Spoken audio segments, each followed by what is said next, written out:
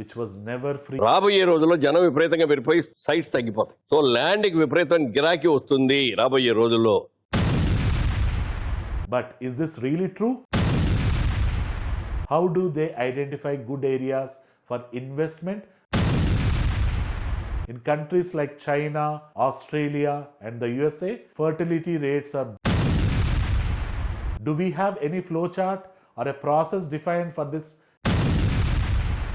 Buy land, they are not making it.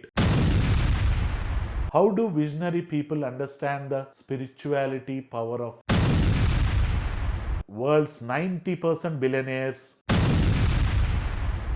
I bet a video of this type was never made earlier and will be the first of a kind real estate video ever. This is Murli Krishna. Welcome to Real Talks. It's all about real estate.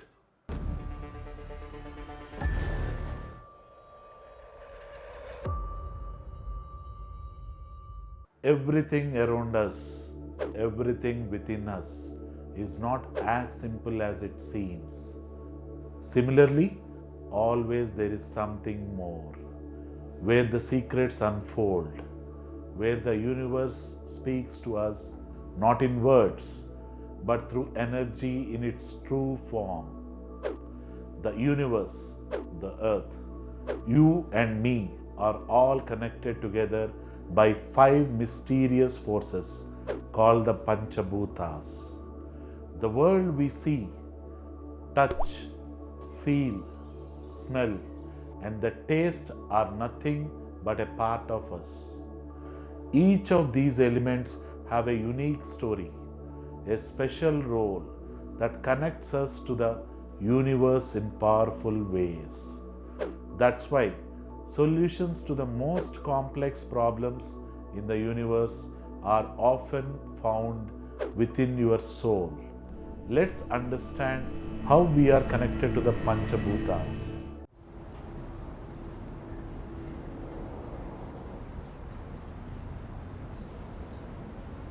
First, we have Prithvi, the earth. Think about the ground beneath your feet, the strength that holds everything in place. Prithvi means solidity and stability, which is our foundation. Every tree, every mountain, every living creature stands because of Prithvi's grounding power. Prithvi connects to our sense of smell. Next time you breathe in the fresh scent of soil after rain or the smell of a blooming garden, you are connecting with the Prithvi. She is the silent strength, reminding us to stay rooted and grounded in our lives. The most powerful element indeed.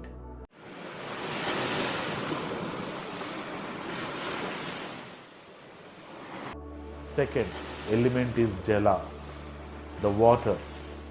Imagine a river flowing effortlessly through valleys, bringing life wherever it touches.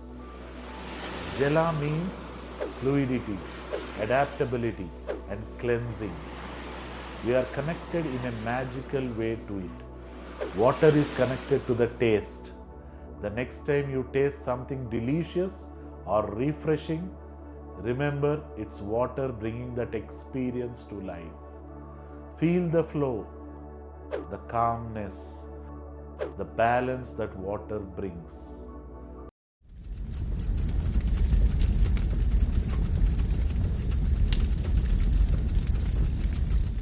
Third is Agni, the fire element.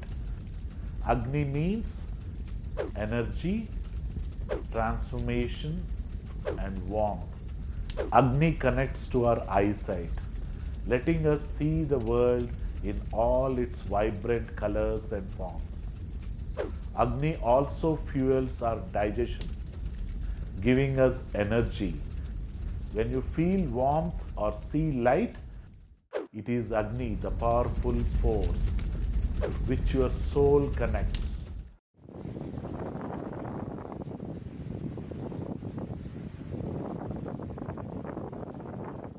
fourth is Vayu, the air. Vayu means movement, flexibility, and flow. Imagine yourself not breathing for a moment. Vayu is also connected to our sense of touch, making us feel alive in every moment. It's Vayu that brings us close to the world around us. And finally, there is Akasha, the space element. Imagine looking up at the sky, feeling the vastness, the endless possibilities. Akasha means vastness, freedom, and connection. Akasha relates to sense of hearing. It allows us to experience sound, music, voices, the things that fill our lives with meaning. Akasha is like the stage on which all other elements perform, creating room for everything to exist. It's the silent, boundless space that connects all things. But here is a twist. There is a sixth element. It's hidden in plain sight. Yet we depend on it every single day to survive. It's food. Yes, food is considered the sixth element. Out of these Panchabhutas, four parameters like water, air, fire, and Akash are freely available. Water is either free or affordable. Air is a free source which no one can even charge. Fire and Akash are also something which everyone can access or is affordable for a common man. Food in many countries come with a subsidized prices to cater a common man. But land is the only element which was never free or will never be free. This needs to be earned or inherited. Even from the ages of Ramayana, Mahabharata, till the latest wars like Israel-Palestine have been fought and will continue to be. Power comes from how much land you conquer, claim, or buy. The bigger the land, the richer they are. That's why world's 90% billionaires are from real estate, who understand the most secret power of this Panchabhuta, Prudvi. In today's video, I am going to explain you the same secret science and spirituality of investing in land. People often say that the entire planet contains 3/4 water and only 1/4 is land. Even within the 1/4 land, there are mountains, rivers, volcanoes, forests, and deserts, leaving only 20% of the land for housing. Meanwhile, the world's population has reached 8.2 billion and is growing. That's why there is a saying in real estate, buy land, they are not making it anymore. But is this really true? There are limitations to this statement and a lot of terms and conditions apply. Let me explain how. Let's look at 10 developed or developing countries, from small ones like UAE to the large ones like Russia, to see how their land and population are distributed. For example, the UAE has a population similar to Chennai, but around 80% of its land is desert. Also, 85% of its population lives in just 3 cities, Dubai, Abu Dhabi, and Sharjah, while much of the land is empty and can still be developed. Similarly, the UK, which has a population like Delhi, Mumbai, and Bangalore combined, uses only 17% of its land for residential purposes. Here, 85% of the population lives in urban city centers like London, Birmingham, Liverpool, and Manchester. In New Zealand, with a population like Pune or Jaipur or Lucknow, almost 78% of the land is uninhabited. Surprising, right?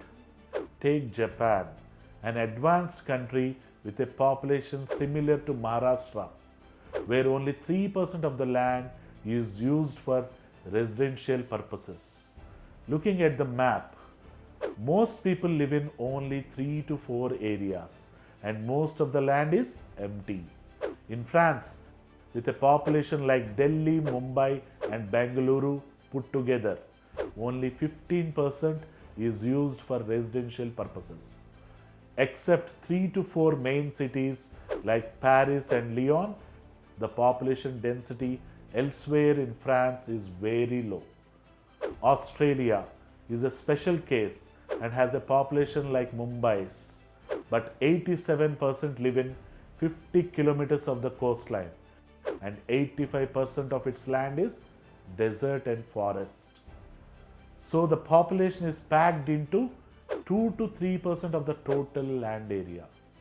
The US, with a population like Uttar Pradesh and Maharashtra combined, still has 80% of its land vacant, using only 6% of the land.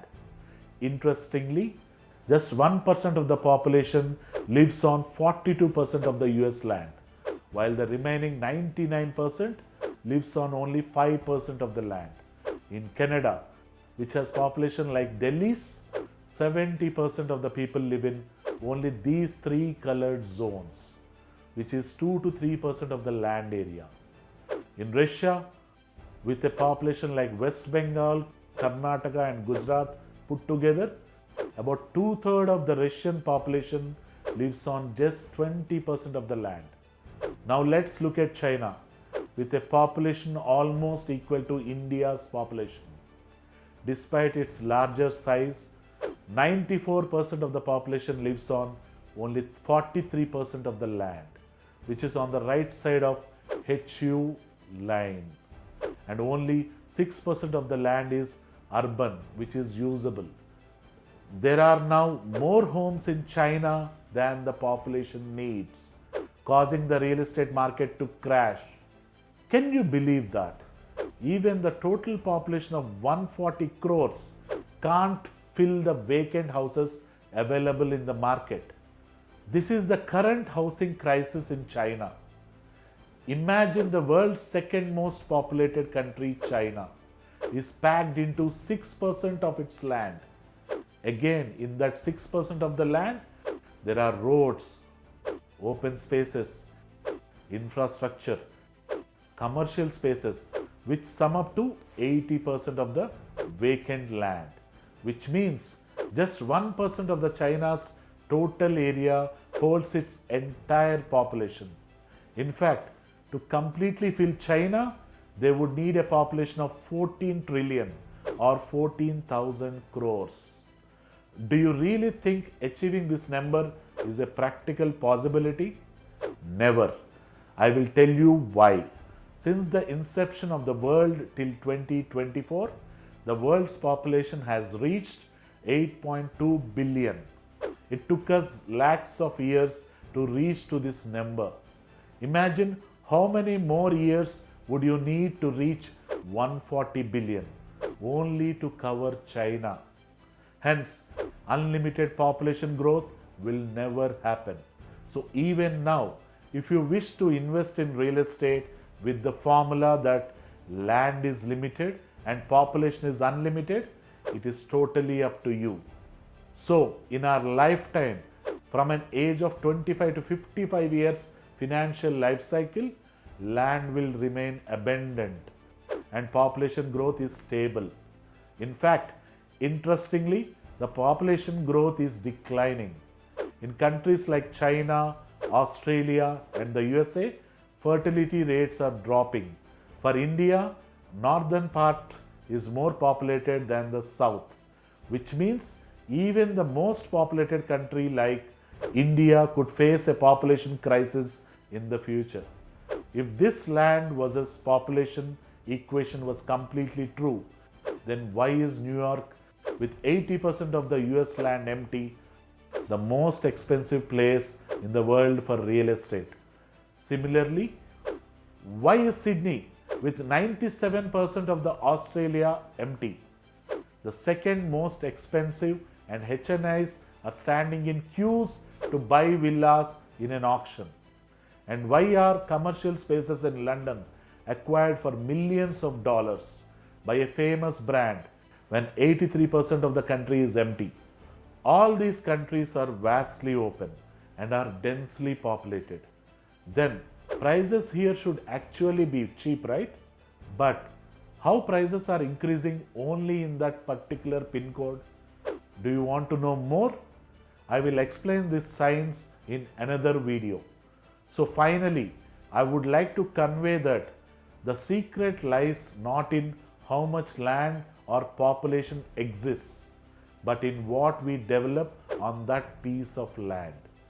What matters the most is the amount of value created in that land.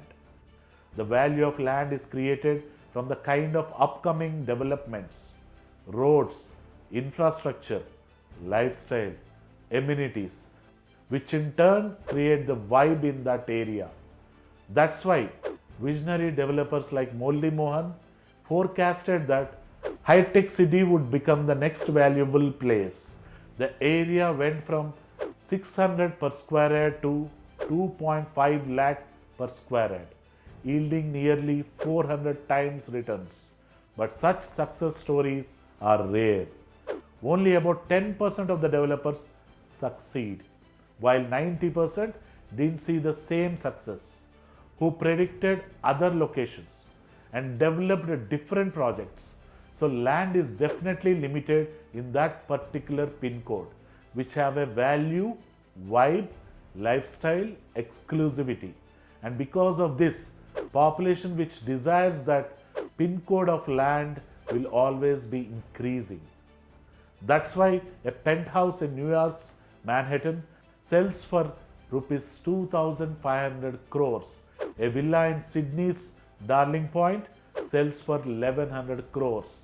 And commercial space on London, St. James Street, sells for 850 crores. That's the reason why many celebrities, cricketers, and politicians own luxury houses in these pin codes. So the most important thing is choosing the right developer or visionary person that you choose to travel to grow your investments, to be among the 10% who succeed in this journey. Else, there is a chance that you might end up in the other 90% stories. Real Talks chooses the best or nothing. We only promote projects which offer this kind of huge value, like a wellness center in West, golf-themed residential plots in the North, affordable highway-facing layouts in the East, and a 5-star project in the South. Contact our team for personalized real estate advice and project recommendations. How do visionary people understand the spirituality power of land? How do they identify good areas for investment and grow their wealth? Do we have any flowchart or a process defined for this investment pattern? We will answer these questions in our next video. Hope you liked our analysis.